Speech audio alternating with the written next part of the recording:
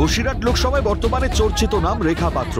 সন্দেশখালীর প্রতিবাদী মুখ আর দিল্লির দূরত্ব মাত্র কয়েকটি ভোট। এরই মাঝে উত্তাপ আশঙ্কা মিনাখায়। পয়লা বৈশাখের অনুষ্ঠানে বিজেপি কর্মী সমর্থকদের ওপর হামলার অভিযোগ ওঠে তৃণমূলের বিরুদ্ধে। সোমবার রাতেই গ্রেপ্তারের দাবিতে মিনাখা থানার সামনে বিক্ষোভ দেখান কর্মী সমর্থকরা। মঙ্গলে বিজেপি প্রার্থী রেখা পাত্র আক্রান্ত কর্মীদের পরিবারের সদস্যদের সঙ্গে কথা বলেন। পুলিশকে হাত জোর করে ব্যবস্থা নেওয়ার অনুরোধ করেন রেখা।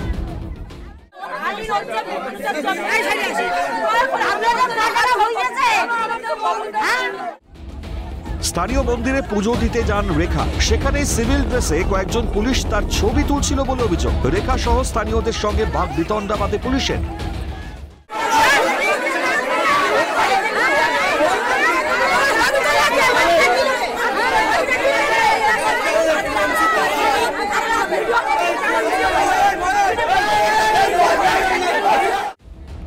ইতিমধ্যে পয়লা বৈশাখের অভিযোগের ভিত্তিতে গ্রেপ্তার চান। এলাকায় দাঁড়িয়ে বিজেপি প্রার্থীর দাবি, তৃণমূলের গুন্ডা বাহিনী দিয়ে অত্যাচার চলছে। শাসক দলকে সাবধান বানিয়ে দিলেন আত্মবিশ্বাসী রেখা।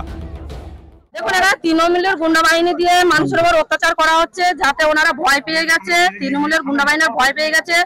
ওনারা এইবার ওনাদের যেহেতু আর ওনারা ভোট পাবেন না, সাধারণ মানুষের উপর যে অত্যাচার করেছে, সাবধান হয়ে যান, কেননা আপনাদের অপরাধের সীমা লঙ্ঘন করে যাবেন না। আপনারা অনেকটাই সীমা পেরিয়ে গেছেন। প্রতিবাদী মুখ প্রার্থী হতেই কি শাসকের নিশানায় বিজেপি? পয়লা জুন নির্বাচন বসিরহাটে। মানুষের রায় কোন রূপরেখার সূচনা করবে সেদিকেই নজর থাকবে। পঙ্কজ বিশ্বাস ও শামীম মোল্লার রিপোর্ট, ক্যালকাটা নিউজ।